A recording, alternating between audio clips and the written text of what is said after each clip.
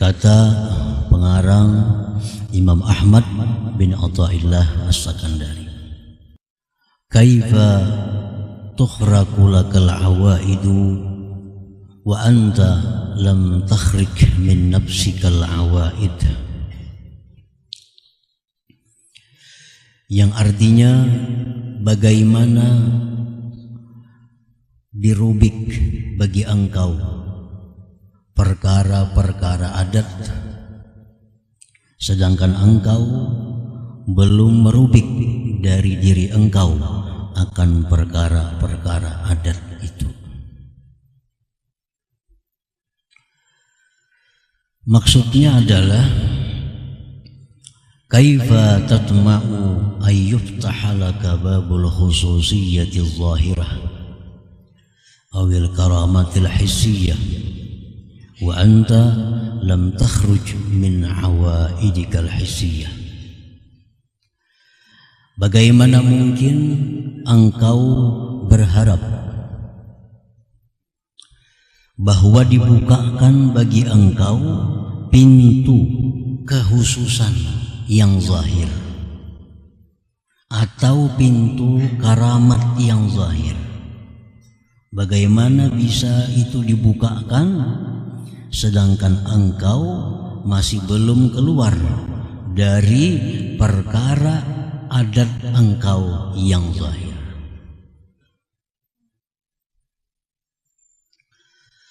Wa kaifa tatma'u ayyuftaha laka babul khususiyyatil batinah awil karamatil ma'nawiyah wa anta lam takhruj min awaidikal ma'nawiyah. Dan bagaimana mungkin engkau berharap dibukakan bagi engkau pintu khususiyah yang batin atau karamat yang batin, sedangkan engkau belum keluar daripada perkara-perkara adat engkau yang batin. Nah, para muhibbin rahimakumullah. Jadi di sini ada 4 perkara yang kita baca tadi. 1, perkara adat kebiasaan nafsu yang zahir. Yang kedua, perkara kebiasaan nafsu yang batin. Yang ketiga, perkara khususiat karamat yang zahir. Yang keempat, perkara atau khususiat atau karamat yang batin. Nah, 4 hal itu yang terkandung di dalam hikmah yang ke-124 ini.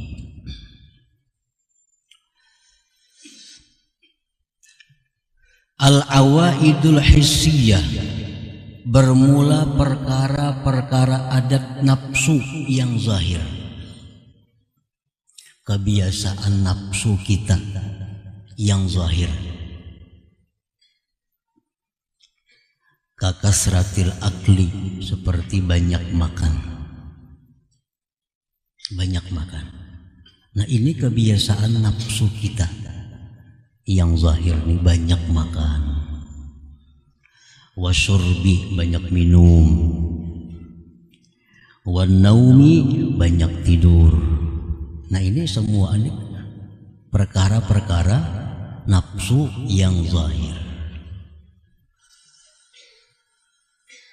Wa kasrati khultatin nas, banyak bergaul dengan manusia. Nah, ini kan yang disukai oleh nafsu kita. Kebiasaan nafsu kita tuh suka bergaul dengan banyak manusia. Wal kalami, banyak bicara, banyak pandir. Wal mukhasamati, suka banyak berdebat, bahwa aja kita hal-hal yang kada perlu diperdebatkan. Nah, itu kebiasaan nafsu yang zahir. Wal itab, banyak mencela.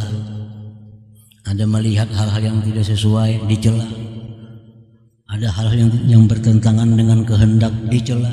Nah, ini adab nafsu kita, kebiasaan nafsu kita yang zahir. Wa ghairi dzalik, dan selain yang demikian itu. Nah, itu disebut kebiasaan nafsu kita yang zahir. Wal karamatul hissiyah, sedangkan karamat yang zahir atau keistimewaan yang zahir, qatayyil makan waz zaman, seperti dilipat tempat dan masa.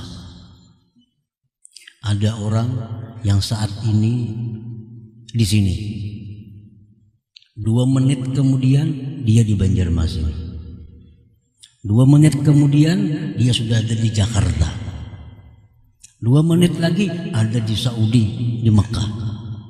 Nah, ini orang diberi Allah kemampuan karamah melipat tempat. Nah, itu karamat yang zahir. Waz zaman, melipat masa. Melipat masa. Kalau kita biasa berzikir atau baca Quran setengah jam 1 juz. Nah, orang ini 1 jam 2 hatam Quran. Ini banyak karamat-karamat wali, antara maghrib isya mereka sudah hatam 3 Al-Quran. Nah, ini orang diberi keistimewaan, diberi karamah yang zahir. Wa ijabatid du'a, doa dikabulkan. Kalau berdoa kabul, kalau berdoa kepada Allah terjadi. Nah, ini karamat zahir. Wal masyi 'alal ma' wal hawa, berjalan di air, berjalan di udara. Nah, ini karamat yang zahir. Wa qabulin nas, diterima oleh manusia. Wa qalbil hijarati zahaban aw fiddah, dia bisa membalik batu jadi emas, batu jadi perak, kertas jadi duit. Wa ghairi dzalik, dan selain yang demikian itu. Nah, ini namanya adalah keistimewaan atau kelebihan yang zahir. Nah, lalu faman arada ayyuftaha lahu babul karamatil hissiyah fa alaihi bil khuruj minal awaidil hissiyah. Barang siapa yang ingin dibukakan baginya pintu karamat yang zahir tadi, dia hendak dibukakan pintu karamat yang zahir, dia hendak diberi Allah, dia hendak minta kepada Allah karamat yang zahir. Fa'alaihi bil khuruj minal awaidil hissiyah, maka hendaknya dia terlebih dahulu keluar dari kebiasaan nafsu yang zahir tadi. Nah, itu maksudnya. Bagaimana caranya kita keluar dari kebiasaan nafsu yang zahir itu? Wadzalik, yang demikian, bitabdili kasratil akli wa syurbi wan naum bitakliliha, menggantikan banyak makan, banyak tidur, banyak minum, diganti dengan disedikiti. Nah, dikurangi. Suka bergaul, diganti. Wan naumi bisahar, suka tidur, ganti dengan jaga di malam hari beribadah kepada Allah. Wa kasrati khulutatin nas bil uzlati wal khalwah, kebiasaan suka bergaul dengan manusia diganti dengan khalwat atau uzlah. Wa kasratil kalam, kebiasaan banyak bicara ganti bisamti dengan diam. Wa kasratil mukhasamah wal itab, kebiasaan nafsu banyak bertengkar, banyak berdebat, banyak bahwa, banyak mencaci maki, mencela, ganti dengan meninggalkan keduanya itu. Nah, para muhibbin rahimakumullah. Jadi artinya kalau kita ingin diberi Allah kelebihan,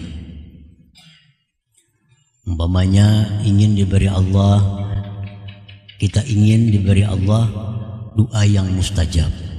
Nah, kalau kita hendak doa kita dikabulkan oleh Allah, nah keluarlah kita dulu dari kebiasaan nafsu kita yang zahir. Kurangi makan, kurangi minum, kurangi tidur, kurangi bergaul.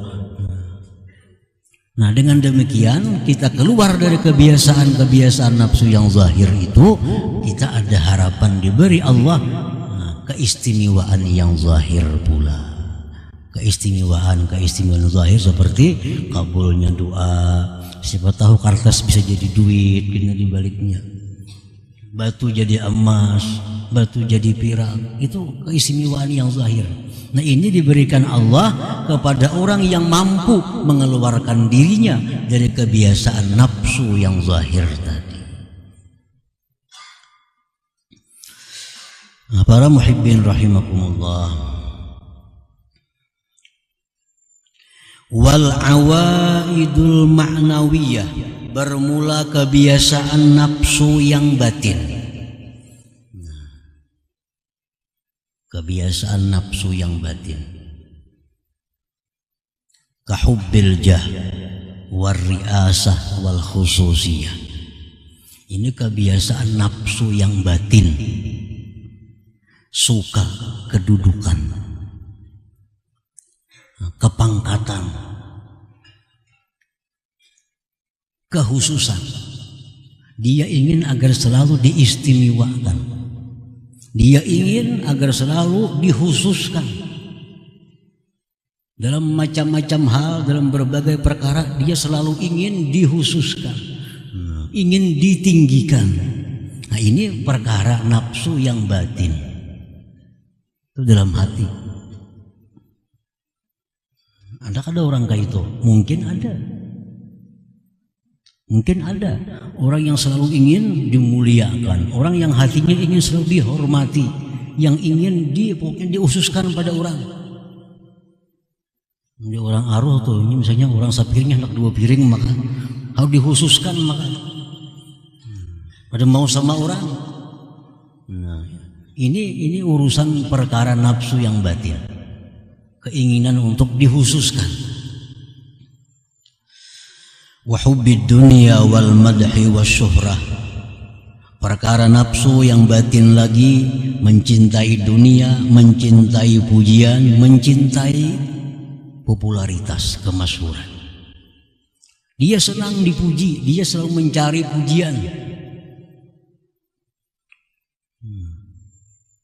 Dia ingin mencari kemasyhuran agar dikenal bahwa dia orang yang alim, agar dikenal dia orang yang pemurah, agar dikenal dia orang yang kuat, agar dikenal dia orang yang cerdik pandai.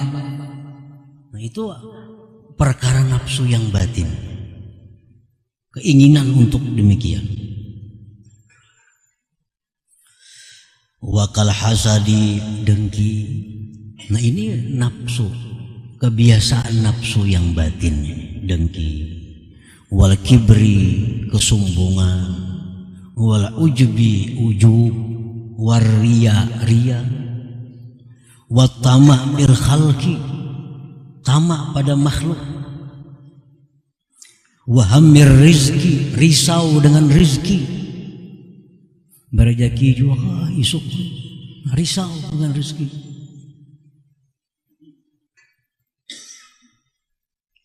Wal i'timad bil khalqi, berpegang dengan makhluk. Dia berpegang dengan makhluk, dia percaya dengan makhluk.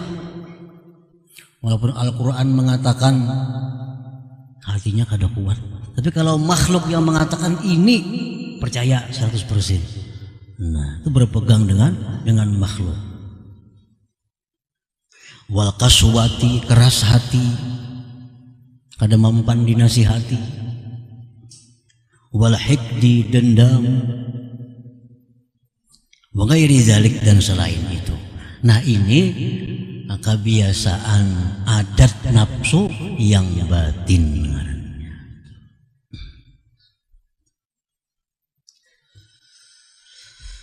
Wal karamatul ma'nawiyatul lati hiya afdalu minal karamatil hissiyah. Bermula karamat yang batin, karamat ma'nawiyah, yang itu merupakan sesuatu yang lebih afdal daripada karamat hissiyah. Kalau karamat yang zahir tadi itu bisa diserupai oleh tukang sihir. Tukang sihir, tukang sulap, sapu tangan jadi duit, sapu tangan jadi burung terbang, kan tukang sulap bisa tuh. Jadi kalau karamat zahir ini bisa diserupai oleh orang-orang jahat, oleh penyihir-penyihir, pesulap-pesulap. Itu kalau karamat zahir. Nah, kalau karamat batin ini, karamat batin lebih afdal dari karamat zahir. Contoh karamat batin macam apa? Kahalawatil ibadah, seperti manisnya ibadah. Nah, ini karamat lain. Kalau kita tuh baca Quran, nyaman hati, manis rasanya. Nah, kita dapat karamat itu, karamat batin. Walaupun kada paham artinya,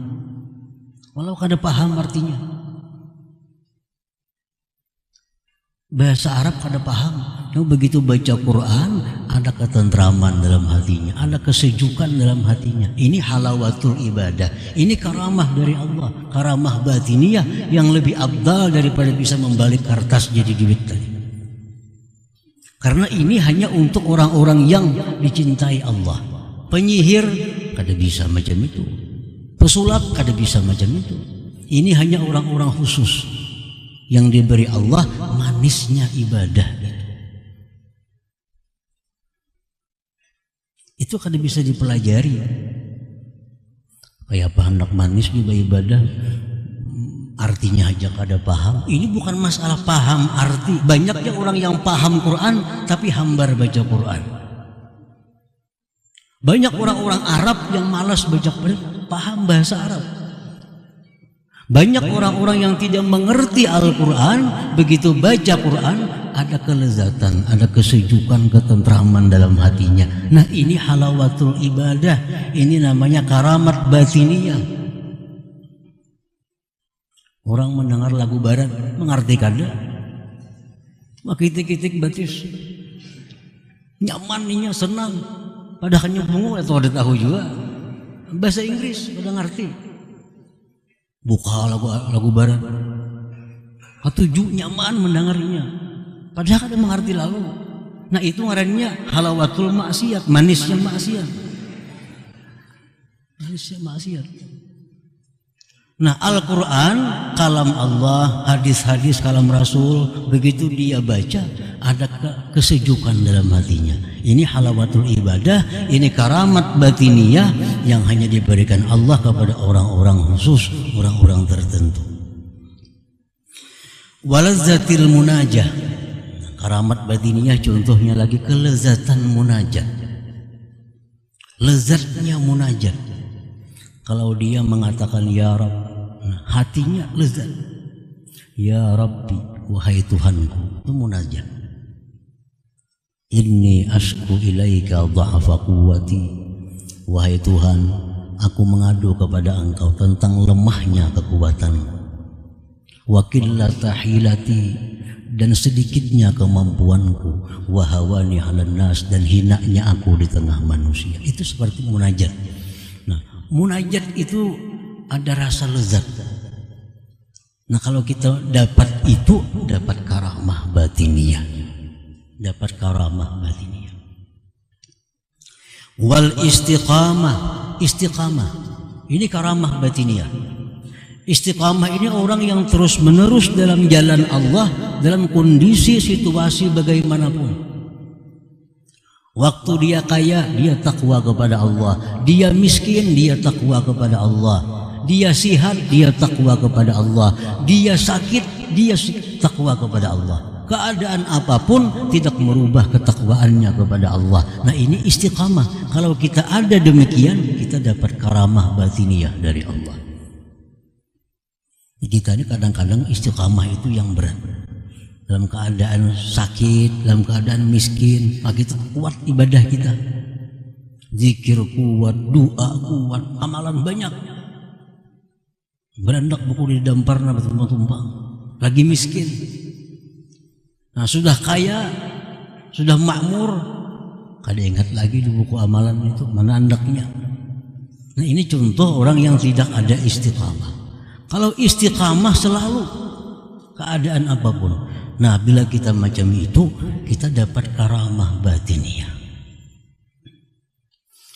Wal musyahadah, lebih lagi musyahadah. Kita melihat sesuatu, yang kita lihat itu ada penciptanya. Kita mendengar sesuatu yang kita dengar penciptanya. Ini sudah musyahadah. Apapun yang dia lihat, dia selalu menyaksikan Allah Subhanahu wa ta'ala dengan mata hatinya. Ini karamah luar biasa, karamah batiniyah. Wa ghairi dzalik, dan selain demikian banyak macam-macam karamah batiniyah. Paman arada an yuftaha lahu babul karamatil ma'nawiyah fa alaihi bil khuruj minal awaidil ma'nawiyah. Barang siapa yang ingin dibukakan baginya pintu karamat ma'nawiyah tadi, siapa ingin manis beribadah, siapa ingin lezat munajatnya, siapa ingin istiqamah, siapa ingin dapat musyahadah, maka dia mesti terlebih dahulu keluar dari kebiasaan-kebiasaan nafsu yang maknawiyah tadi. Keluar dari kebiasaan nafsu yang maknawiyah. Wadzalik bitabdil hubbil jah war riyasa wal khususiyah. Yang demikian itu keluar dari kebiasaan nafsu maknawiyah, contohnya mengganti yang selama ini suka dihormati, suka diistimewakan, yang selama ini suka kedudukan, diganti bisukutil manzilah indan nas, dengan jatuhnya kedudukan di tengah-tengah manusia. Para muhibbin rahimakumullah, seorang laki-laki jamaah Abu Yazid Al-Bastami 30 tahun menuntut ilmu dengan Abu Yazid Al-Bastami.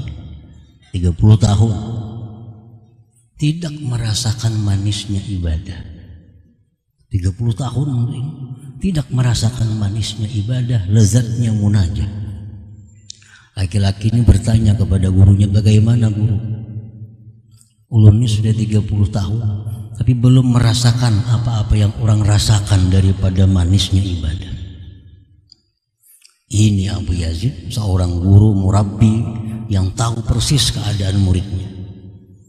Ujar Abu Yazid, kalau engkau hendak dapat manisnya ibadah, dapat karamat batiniyah, mulai esok gundul kepala engkau, cukur habis janggut sisingut engkau, ke pasar jangan berbaju. Mana bagundul sudah kada berbaju pulang. Baju. Pasar. Sampai di pasar nukar karung, buati buah-buahan dalam karung. Tulak ke kampung, kiau kakanakan, umum makan, kakanakan, siapa yang menampar aku sekali, kuberi sebiji buah. Siapa yang menampar aku sekali, kuberi sebiji buah. Ini murid memang hendak baik, memang hendak dapat karamah batiniyah, isuk dia laksanakan. Sehari diris, malamnya sudah dapat halawah ibadah. Malamnya dapat halawah ibadah. Ini guru tahu ini murid suka dimuliakan, suka cari nama, suka hendak diagungkan orang. Nah, obatnya harus jatuhkan martabat di sisi manusia. Ini kada semua orang macam itu. Ini kebetulan ini orang itu penyakitnya. Lalu macam itu obatnya. Kalau orang-orang yang sudah pekerjaannya tukang sampah, pekerjaannya tukang buang rat, ada perlu disuruh itu sudah gawiannya hari-hari. Ada perlu. Nah, para muhibbin rahimakumullah, nah, ganti suka tadi, ganti dengan jatuhnya kedudukan di sisi manusia. Wa hubbid dunya wal madhi wasyuhra bizuhdi wal khumul. Yang selama ini dalam hati ada suka keduniaan, suka puji-pujian, suka kemasyhuran, ganti dengan zuhud dan ketersembunyian. Sembunyikan tanda-tanda ibadah yang ada dalam diri, sembunyikan titel dan gelar yang ada pada diri, sembunyikan.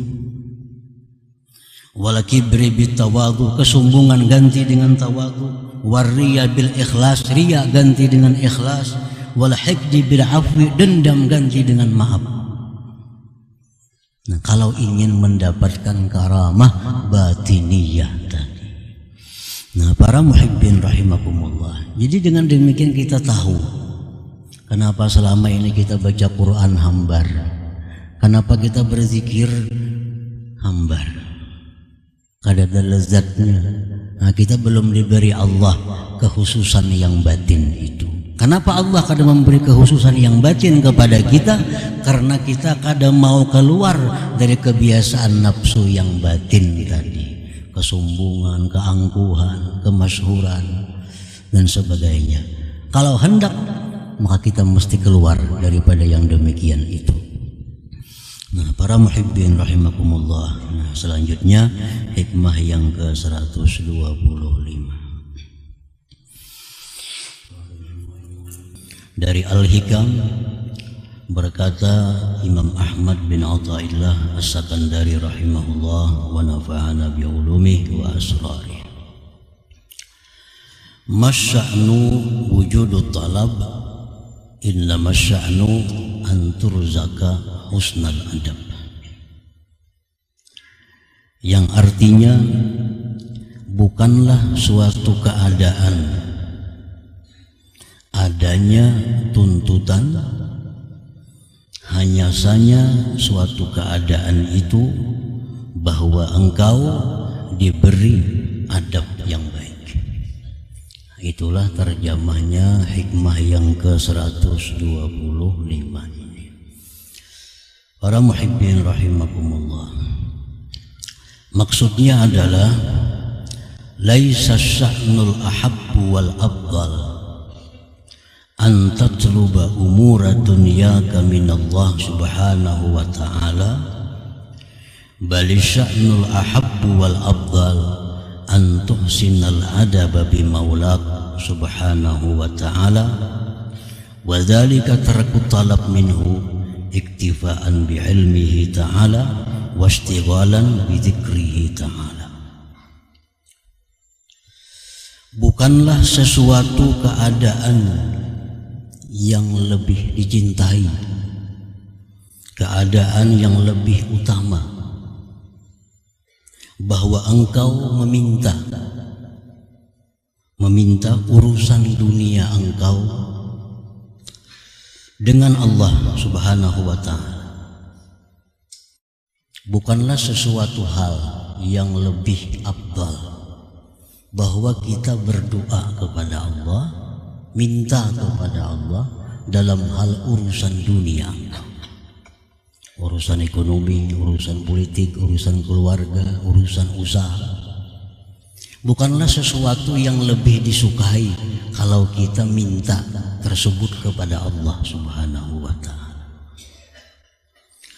Tetapi keadaan yang lebih disukai, keadaan yang lebih afdal, yang lebih mulia itu adalah bahwa engkau memperbaiki, membaguskan etika engkau, adab engkau dengan Allah subhanahu wa ta'ala.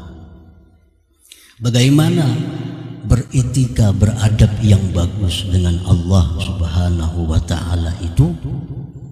Ialah dengan meninggalkan meminta kepada Allah, dengan meninggalkan berdoa kepada Allah, meninggalkan menuntut kepada Allah karena merasa cukup dengan tahunya Allah Subhanahu wa taala dan menyibukkan diri dengan berzikir kepada Allah Subhanahu wa taala. Nah, para muhibbin rahimahullah. Jadi berdoa kepada Allah itu adalah sesuatu yang baik. Karena itu perintah Allah. Tetapi ada lagi sesuatu yang lebih baik daripada berdoa dan hasilnya lebih memuaskan daripada berdoa, yaitu meninggalkan berdoa kepada Allah karena merasa cukup Allah sudah tahu keadaan kita, lalu menyibukkan diri dengan berzikir, memuji, mengagungkan Allah Subhanahu wa taala. Nah, para muhibbin rahimakumullah, ini untuk perkara-perkara yang sifatnya duniawi. Kalau perkara yang sifatnya ukhrawi, itu kita selalu dituntut untuk berdoa kepada Allah. Perkara-perkara yang sifatnya akhirat dituntut untuk selalu mohon kepada Allah agar dimatikan dalam iman, agar ditambah kuat iman, agar dimatikan dalam husnul khatimah. Nah, itu urusan akhirat lain kisah. Tapi kalau urusan duniawi yang lebih baik bagi kita adalah meninggalkan berdoa dan sudah merasa cukup. Allah tahu dengan apa yang kita kehendaki, apa yang kita maksud, lalu menyibukkan diri dengan berzikir, dengan mengagungkan, mensucikan Allah Subhanahu wa taala. Para muhibbin rahimakumullah, Rasulullah sallallahu alaihi wasallam bersabda, berfirman Allah taala, man syaghalahu dzikri an mas'alati a'taituhu afdala ma a'taitus sa'ilin. Rawahul Bukhari. Barang siapa yang menyibukkan dirinya berzikir kepadaku, lalu dia tidak sempat minta kepadaku, maka aku akan beri dia lebih afdal daripada memberi orang yang minta-minta kepadaku.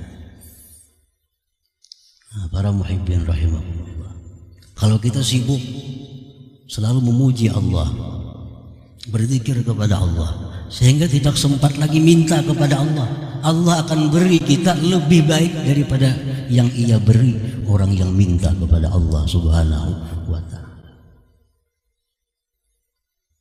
Rasulullah sallallahu alaihi wasallam bersabda, Allah Subhanahu wa taala berfirman, man syaghalahu al-Qur'an an mas'alati a'taituhu afdala ma utis sa'ilin. Rawahu Tirmidzi. Barang siapa yang disibukkan membaca Quran, sibuk membaca Quran, baik Yasin, baik surat Waqi'ah, surat Muluk, tidak sempat dia berdoa kepadaku, maka aku akan beri dia lebih baik daripada yang diberikan orang-orang yang minta kepadaku.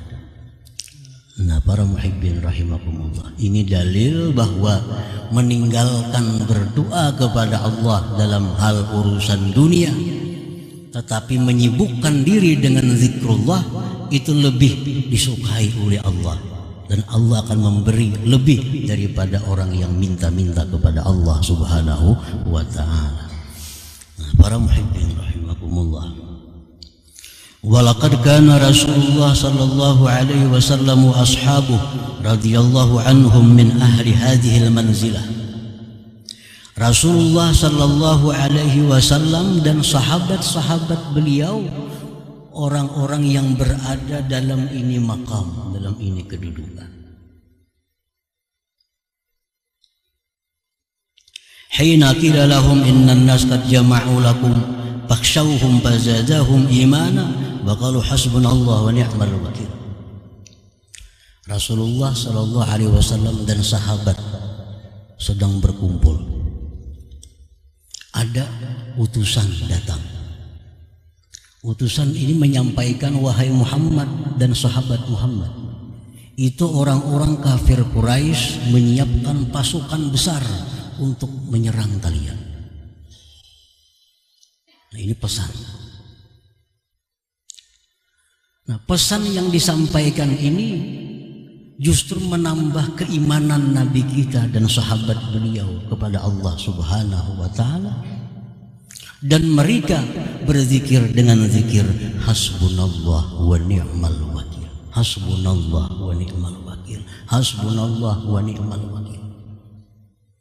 Begitu mereka berangkat menuju tempat yang dijanjikan untuk perang, sampai di tempat itu orang-orang kafir satu pun tidak ada yang muncul karena hatinya sudah dipenuhi ketakutan kepada pasukan Rasulullah sallallahu alaihi wasallam. Para muhibbin rahimakumullah, di situ Rasulullah dan sahabat tidak minta kepada Allah agar menang dalam perang. Rasulullah tidak minta kepada Allah agar orang kafir lari, kalah. Tetapi justru yang diucapkan Rasulullah dan sahabatnya sewaktu menerima pesan tadi, hasbunallah wa ni'mal wakil, hasbunallah wa ni'mal wakil, hasbunallah wa ni'mal wakil. Ini bukan doa, bukan permintaan, tapi justru merasakan bahwa Allah cukup sebagai wakil dan Allah sebaik-baik orang yang diserahi segala perkara.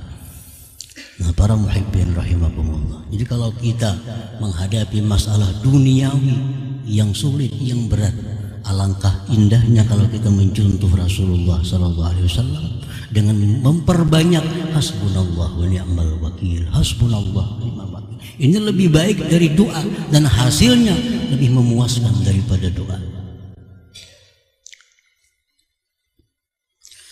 Para muhibbin rahimakumullah, wa min qablih Nabiullah Ibrahim alaihi salam hina ulqiya fin nar lam yazid an qala hasbiyallah wa ni'mal wakil. Sebelum Rasulullah sallallahu alaihi wasallam, Nabiullah Ibrahim alaihi salam, Nabi Ibrahim, ketika beliau ditangkap oleh Namrud dan dilontarkan ke dalam api yang besar, apa yang diucapkan Nabi Ibrahim? Bukan ya Allah padamkan api, bukan. Bukan ya Allah selamatkan aku dari api, bukan. Yang diucapkan Ibrahim alaihissalam tidak lebih daripada ucapan hasbiyallah wa ni'mal wakil, hasbiyallah wa ni'mal wakil, hasbiyallah wa ni'mal wakil. Akhirnya Ibrahim selamat, tidak ada cedera sedikit jua pun. Nah, ini suatu bukti bahwa meninggalkan doa, menyibukkan diri dengan zikir lebih bermanfaat dan hasilnya lebih memuaskan. Para muhibbin rahimakumullah, wa kadza Nabi Yunus alaihi salam iznada bi batnil hud, demikian pula Nabiullah Yunus alaihi salam, Nabi Yunus dimakan oleh ikan yang besar. Kalau berada dalam perut ikan, Nabi Yunus tidak minta kepada Allah, ya Allah keluarkan aku dari ikan ini, tidak minta itu.